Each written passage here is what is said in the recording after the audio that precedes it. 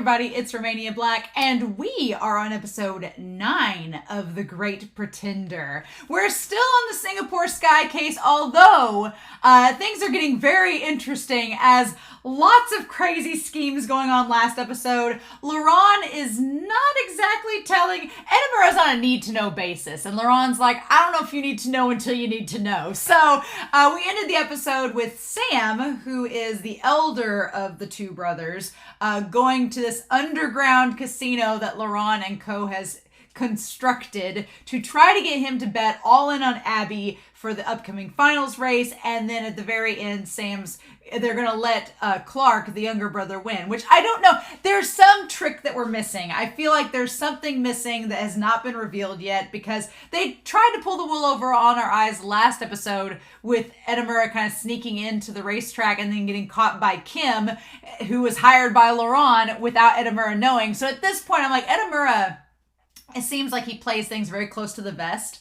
And while I think he likes Edinburgh, I don't think he's wanting to let Ed onto the entire scheme, because he knows how earnest Ed is and how easily he might be able to like give up the goats. So it makes things rather interesting. And then meanwhile, while all this stuff with Sam and Laurent and Cynthia and Clark and Edinburgh is happening, Abbie's off in the background, who's dealing with her own personal trauma, with her own insane backstory, and she seems to be finding connection with Lewis, who is the pilot that Sam took down, who is also apparently a soldier as well. And it seems like I want them to talk. I want the two of them to converse. I feel like Abbie's going to find some inspiration from talking to him, or get some answers to things she's wondering about by talking to him. So I want that to happen, but I don't know if we're going to get that. I don't know if we're going to get there. So it's all up in the air, and literally, and I'm really interested in knowing this case, much like the last one, the twists and turns came out of nowhere, and I was like, oh, this is this type of series.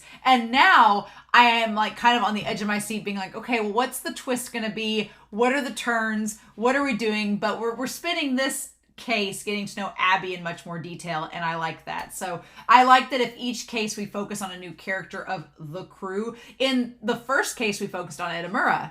This one we seem to be focusing on Abbie. So we still have Laurent and Cynthia at least, and we're not even halfway through the series yet. So that leaves plenty of time, right? If you're angling it out, if you're adding it up right, you could finish this case with Abbie, have a case specifically for Cynthia. I feel like they're going to save Laurent for last, because he's like the main guy and he's kind of the foil for Edinburgh. And then you'd have a couple episodes like a climax and to round out the series. Or at least that's my expectation. So, but I don't know.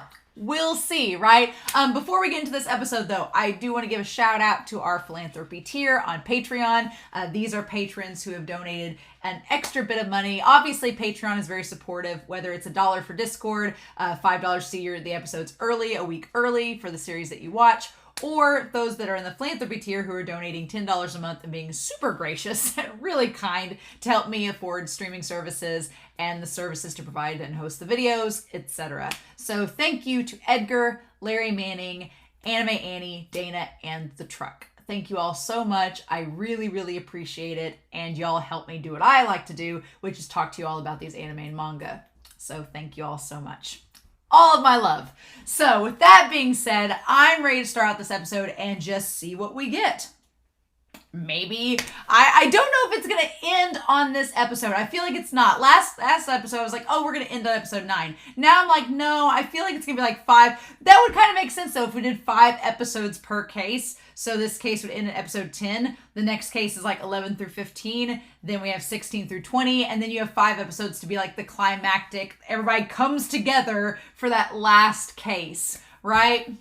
That would make sense. But with this series, I don't know. But I'm excited to find out. So we're going to watch episode 9 of The Great Pretender. And we're going to do that here in 3, 2, 1, and let's go.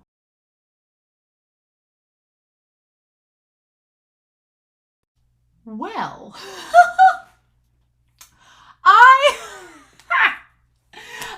feel so bad now because I've recorded this a little bit ahead for Patreon and YouTube, mainly to avoid spoilers. And this whole time, I was like, the last several episodes have been like, it'll be great when Abbie meets him. It'll be great. Abbie and Lewis need to go off and have a conversation by themselves. It'll be great. It'll be wonderful for everyone. No, the moment she gets him by himself, she's gonna kill him. So it's like, oh, awesome. So yeah, and I feel like Ed finally realized, he's been like, yeah, she's not been in a great place. Is nobody else seeing this? And then suddenly realized, oh crud, her being off alone with him is not good. So I'm betting he finally found out what the deal was, but I was like, oh no. I've been so excited for them to have a conversation with each other. I was like, oh, Lewis and Abbie, they'll be able to heal each other. Maybe that will be the case, but not before Abbie, oh my God, which I can't blame her because, yeah, oh man, just, her backstory is very sobering in this series. Because yeah, Ed's backstory is tragic with his dad, being involved in a human trafficking ring and, losing his mother to, a terminal illness and just a really sad circumstance for Edamura. But then you get to Abbie, whose, parents were bombed in Baghdad and she's, maybe found the man who killed her family standing right in front of her. And the question is how she survived that explosion. I was wondering, I'm like, was he the one that found her and saved her? Would that be the twist, is that he saved her in that moment? We don't know. They didn't show us that, right? We don't see it yet. I'm wondering if she was saved if he was in the army and spared her. I don't know. We don't know yet. We just know that she, passed out right before in front of enemy lines. I'm not sure how she survived that. So we'll see where that went. But, this whole episode and Sadamoto's designs are so striking. They're just the use of color in this series, the use of color, the use of light versus darkness. It's really, really artistically done. And I love that about this series. Like every time we've had a flashback with Abbie, it's been oranges, like orange tones. And if you ever do color theory, like I did a lot of rhetoric classes in college and we did a whole class like on color theory and I loved it. I was like, yes. But orange being like a cautionary color and a color of warning, right? And for that to be the impetus of all her flashbacks is just this vibrant orange, like this warning color that this is something that's tense, right? And God, just seeing like the destruction from the bomb and then the metal being stuck, being just all crumpled up, right? And Abbie, just not doing well. And honestly, Laurent and Cynthia recognize she's not doing well. They know her backstory enough to know, like, we can't, what can we say to her? We can't say anything that will be of any comfort to her. But they're like, she's part of the con. The show must go on, right? We're the great pretenders. The show must go on. And so, if we're doing Queen songs, and so they're like, she's got a few more races and then we'll be done. I'm wondering if as we go, if Abbie will leave the group after this race, if she will leave the group and be like, I'm done after this, or if she'll stay on. I don't know. She has felt so distant, this case, that she's been so detached and removed because she's dealing with her own personal shit that I wouldn't be surprised if she just left and was like, I can't do it. Or if she stays with the group, if Ed tries to convince her to stay, to be like, hey, you need to live for something. Don't just throw your life away. I don't know how that'll go. Ed's a very sympathetic person, an empathetic person. So I'm not sure how he will handle this and what his angle is going to be to approach her about this, because it's a very delicate subject, right? So I don't know. There's a lot you can do with this. I'm glad we get the Rodriguez guy back. Like, he, winks at her, but he's taking the money. It's like, come on. Like, he's just, he's one that was okay with it. And then she just flips him off. She's like, no, done. I'll get a picture of that. I love that Abbie's just like, and I'm done. Bye. So, I do love her character so much. And her attitude makes so much sense now with... Her attitude makes so much sense with this, right? That I'm going to get that on here. But yeah, I love that she just flips him off like, nope. And Clark, honestly, Clark looks concerned for her. Clark seems like, he's in there gallivanting in the pool with all these naked ladies, but at the end of the day, he does seem concerned for Abbie. So, I like Clark's character. I feel like he's such a himbo. He is, worried about her. And then Sam who has no interest in the ladies, he's got a one-way ship with money in this series.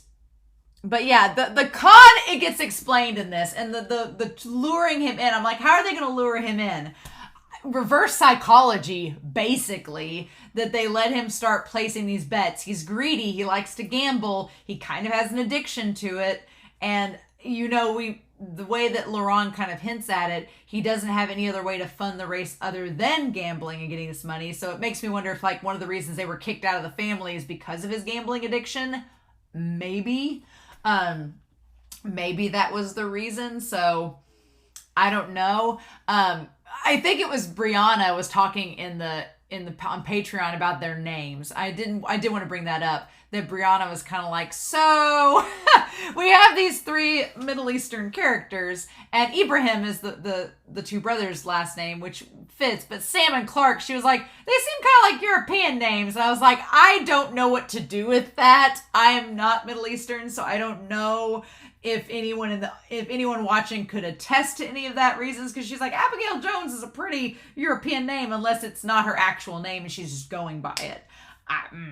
I don't know. I did notice that Sam and Clark, I was like, but I can't speak to it any, so I'm not the right voice for that. So if anybody else wants to chime in the comments about that thought as well, curious your thoughts. But yeah, Sam is he's greedy. And the con makes sense now. They let him come in, they let him bet the $300,000, and then he wins the bet. Then he comes back with $1.5 million, wins some more again. They're luring him in. They try to kick him out after that second time. They're like, no. They're like, you're not. Just to, it's kind of like dangling a carrot and then being like, I don't think you want this. And he's like, I want it.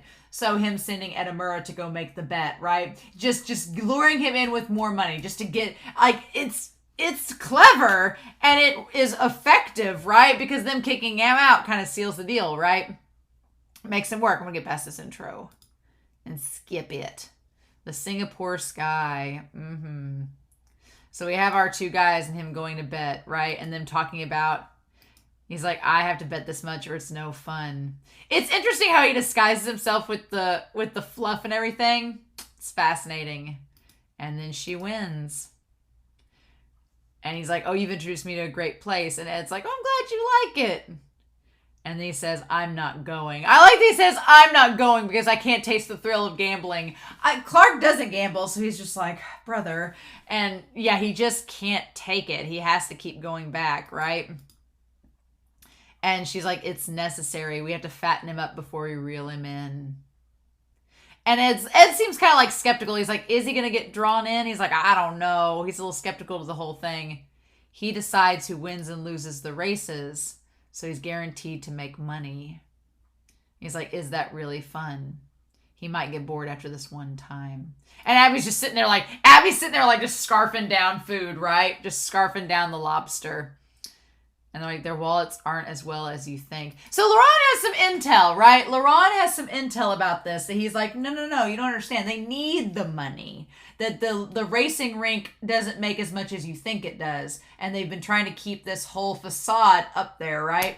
So they're like, he needs the money. So he'll come back. If he's made money these last 2 times, if he's made money this first time, he'll come back and bet again. And we're gonna, like, he's a proud person with a big ego. So if we kick him out, then he'll want to keep going back again to spite us, and he'll probably send Edamura. So, I mean, Laurent knows what he's doing.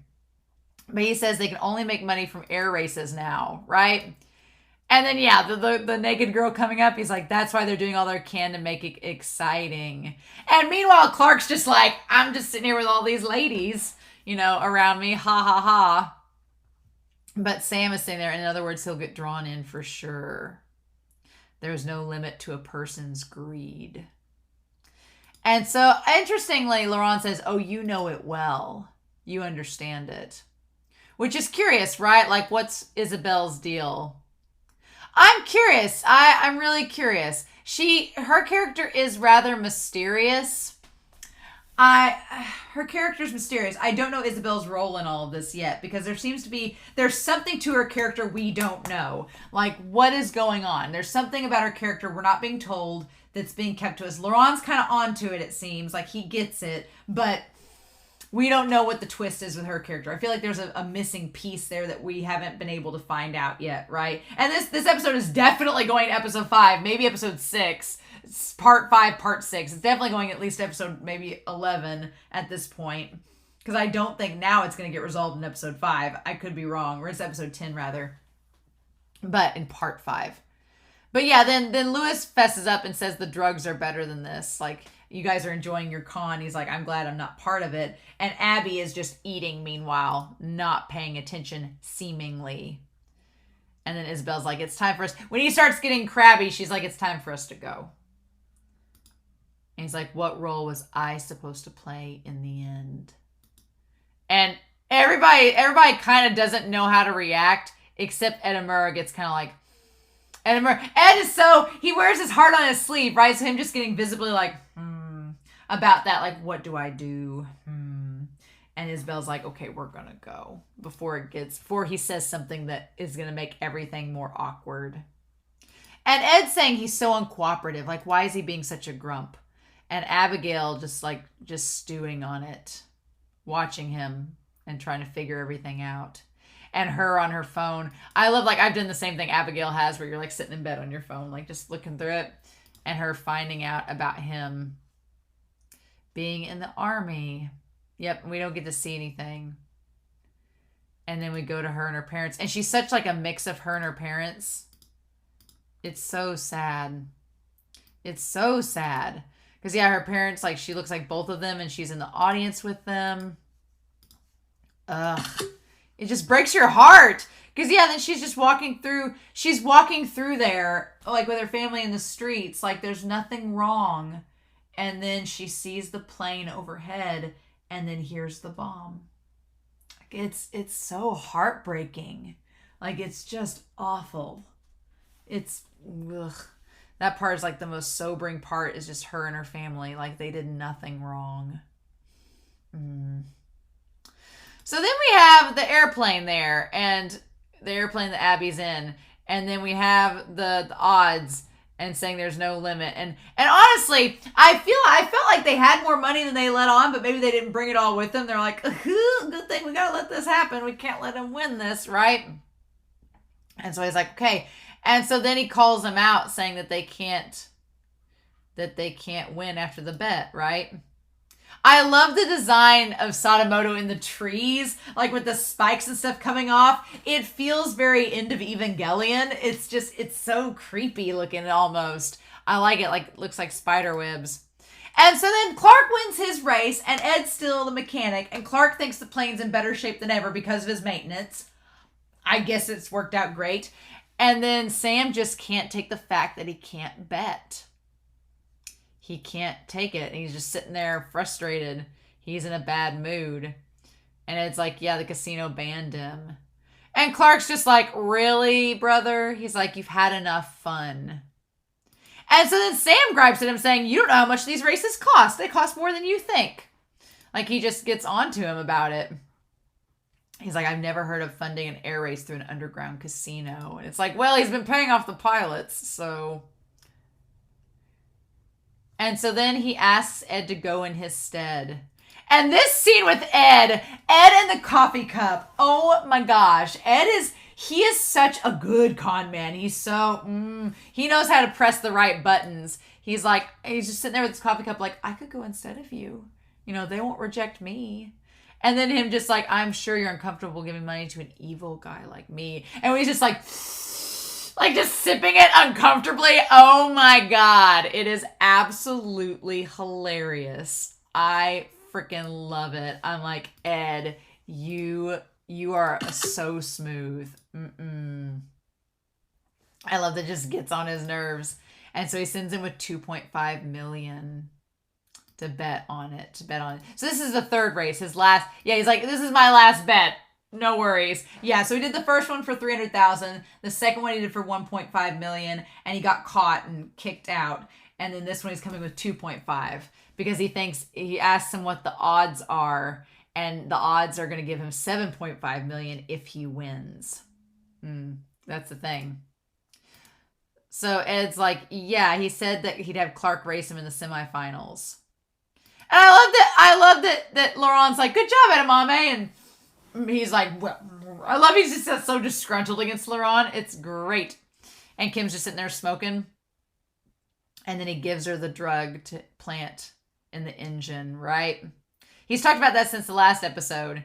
And she's like, do you want some? And he's like, no, it's too big. A horse suppository, that's great. But then Ed is keeping track of Abigail and noting that she's not sleeping well and that she seems like she's off, right? And we get the flashback of her and just all of this hatred and rage that has built up in Abbie. And you get it. It makes sense. Like, she lost her family and she did nothing. So she's like hell-bent on revenge from the people that hurt her. And so, like, the idea of her training, the idea of when she's just stabbing that dummy, like just letting all of her hatred out and then going with them to this base and then them just not being able to take it. Ugh.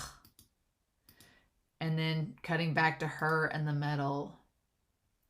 And the thing about it is that we see Edamura come up next to her, but he doesn't know what to say, right? He doesn't know what to say to her because, like, what can you say, right? If you've not been through that situation, what can you say? And that's why I thought at first she could talk to Lewis since he was ex-military. I'm like, oh, she could talk to him. He probably knows what's going on. That's not why she wanted to talk to him. Not at all. Nope. And so they basically, the thing about Lewis is he's sitting there like imitating flying. He just wants to fly again. That's all he wants to do. So I'm going to be curious to know how he answers her question. Like, how is he going to answer her? Because he obviously just wants to fly again. He's not thinking about his past. He's only thinking about, the only thing about his past he's thinking about is like what he used to be able to do. So I'm curious how in the world that's going to translate in all this. I don't know. I don't know. But yeah, and so we get, like, Sam gets the odds. He's really excited. And then Cynthia, I feel like this was Cynthia's, like, revenge episode where she's like, I'll show Sam. I'm not an old hag. I've still got sex appeal. I can do this. And she just comes in with the most revealing blouse. Honestly, I just don't think Sam's into ladies. He doesn't hang around the pool with Clark with any of them. He doesn't entertain any of them. I think he's more interested in money than he is women. I'm like, yeah, no. And her distracting while Abigail just comes in and pops it in and leaves. And so he's like, the capsule dissolves with the chemical mixed with the oil. And so when it hits the engine, it's going to slow down. Okay, so the people in this race were not even, they were Soren and KO. They weren't even Clark or Abigail. This was like a race to see who would face Clark or Abigail. Okay. So that explains that. I was like, interesting. And then Clark being mad, Kaio, yeah. And interestingly enough, they landed, they're like, this is pretty much probably the same thing that happened to Lewis. The only thing is, Lewis was not near a body of water, so when he crashed, it naturally caused a bunch of injuries. Whereas here, they're like, okay, if he lands on sea, it's not going to be a big accident. Probably. They're like, he's probably going to be okay. I mean, we need the money. So yeah, right? But he ends up being fine. Like, they say it's okay. It almost seemed like that wing said stupid on it. And they're like, okay, our bait money is back. We're good. Like, we got the 7.5 million back. I like that Kudo is like, oh, thank God. And Edamura's like, you all are insane. He's like, Sam is going to be pissed. And I love that Laurent's like, go comfort him. Like, Laurent's like, what's the worst he's going to do? What's the worst he's going to do? It'll be fine. I love that. I like that Laurent's like, you can handle it. And in the next frame, we see a gun pointed at his head. What's the meaning of this? My 7.5 went up in smoke. And I love that he's like, please don't shoot me. And I like that he's like, calm down. And I like that Clark is like, come on. I like that there's like a gun pointed to his head and Clark's like, are you really going to shoot our mechanic? It's not his fault. You placed the bet, not him. He just did what you told him to do. I love that Clark's just sitting there with his whiskey, like, really? He's like, lashing out at him is pointless. He placed the bet as you asked. I'm like, oh my God. And he's like, bring Kaio here, the brat. He's like, I'm gonna kill him. And then Clark's like, yeah, he got scared and ran off, because the fact that he's probably killed pilots before, he's like, yeah, no, he left. Yeah, he got scared and ran off. Makoto's like, the engine trouble was a prank from God. The only thing that it could be is bad luck. And then Sam's like, no, someone messed with the plane. He's like, strengthen the security. So that doesn't matter now, because they're probably not going to do any sabotage like this in the future on the planes. So this was just the one time, but they're probably not going to do anything similar. So they can strengthen the security, and it'll make the bet seem more genuine, because with security strengthened, they'll be like, there's been no tampering with the planes. Now we're gonna let him bet all the money, right? And Makoto's like, I'm in agreement there. And he's like, I can't stand that French casino manager. I forget that Laurent is French for a moment. And I love that Makoto doesn't have to act for that part. He's like, yes, he's very unpleasant. Like, you two like each other. You just don't want to admit it. Or Makoto, you don't want to admit it. But yeah, I like that he really wasn't acting there. He was like, no, he genuinely doesn't like him. And he's like, I won't let it end here. I'll get my money back. He's like, yes, get it back. And then he's like, think of a strategy. So yeah, so that's the thing. It's like, that's hook, line, and sinker. Now he wants the money back. Before he was gambling out of spite. Now he wants to win the money back out of spite. So he's asked Makoto, who's in on the con, to think of a way to get the money back. All according to Cake. And yeah, I like that Makoto's like, I was about to swim at the bottom of the ocean for that. And Laurent's like, well, you'll be fine. He's going to go all out and get caught in our trap. Yeah. And then Makoto, I like that he's not worried about the money necessarily or anything like that, because it's, of course, Makoto's not. And so he's worried about Abbie sleeping. Like, is she okay? And Cynthia's like, no, not really. And Ed's like, hey, flying is stressing her out. And he's like, well, she just needs to do 2 more times and we're done.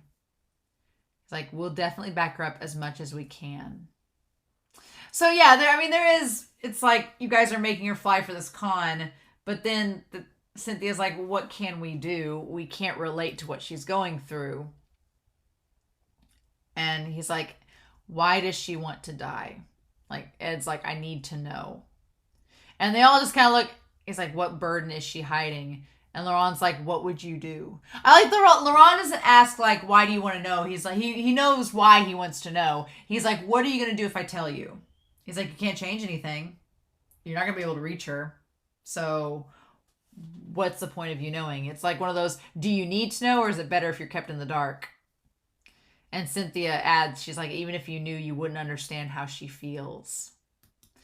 The rest of us wouldn't either. Cynthia's like, it's one of those situations where we know it's bad, but what can we do to reach her? Probably nothing. So she's like, what can you do that's different than any of us? And Makoto's like, So then, yeah, she takes the coin and decides.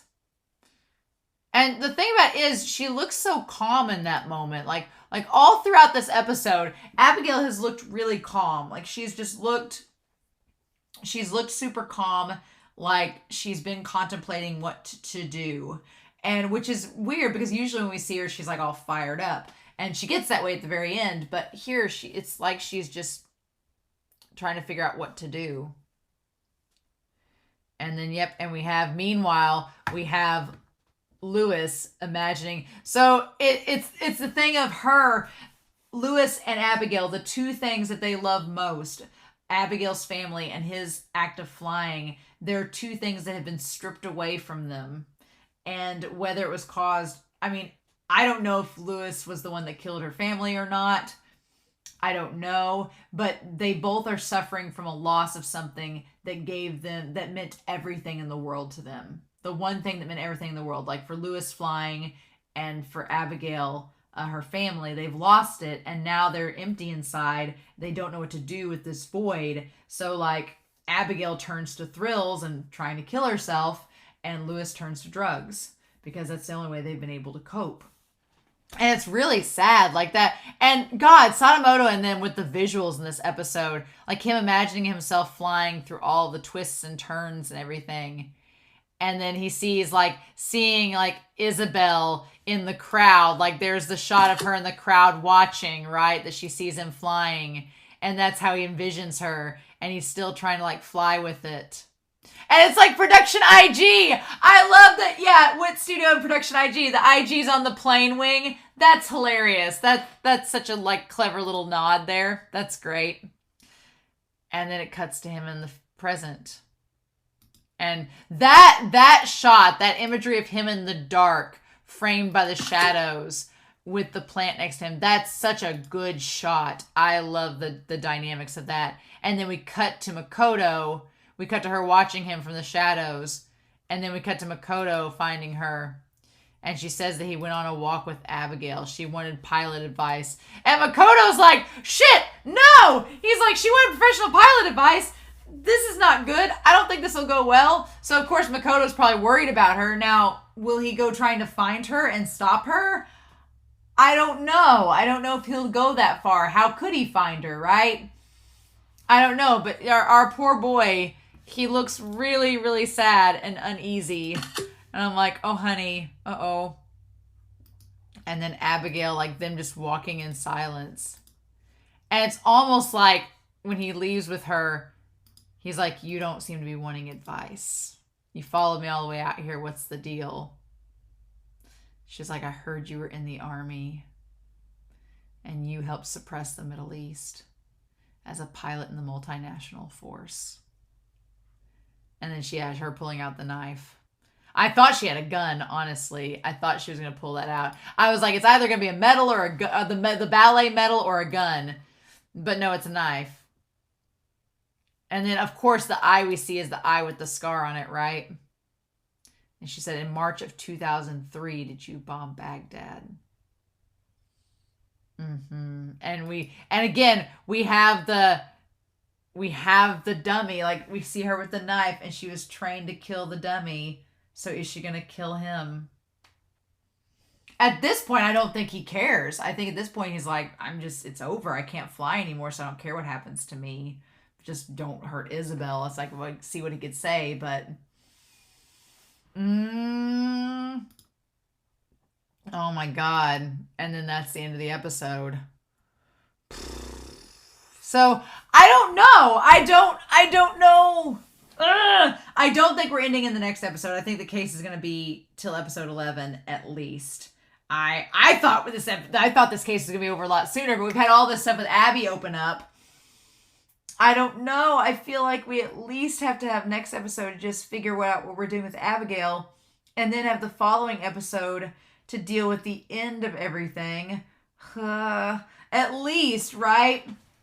At least we have to do that. I feel like Sam is going to get reeled into the con. He's going to get reeled in. Now, if Abigail's out of commission, what we're going to do, right? Because that's the problem. If Abigail's out of commission, then the whole thing's is in jeopardy. So I don't know what we'll do in that case.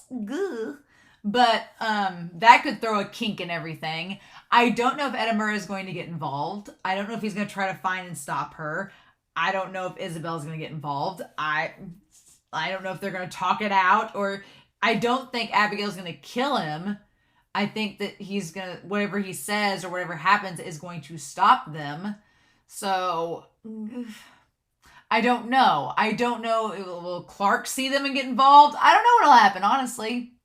That's the thing. This episode leaves you being like, I don't know where it could go. I feel like Sam's going to keep making the wager, but Abigail's involvement and how we're going to end this is up in the air.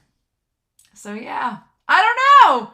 As soon as this episode was over, I was like, I want to watch episode 10 so badly. So I doubt I'm going to wait to watch episode 10 before I see any comments. I'm sure I'm just going to go ahead and watch it, but because I'm kind of like, I want to know. I've got to know now. So I'm curious to know your thoughts down below, what you all thought of this episode. I thought this was great, but I see the con taking shape, but the whole thing with Abigail and Lewis was not how I thought was going down, and here we are. So I'm curious to know what you all thought down below, but I hope y'all have a wonderful week. Please stay safe. Take care. And yeah, I'll be back very soon with episode 10 of The Great Pretender. Bye.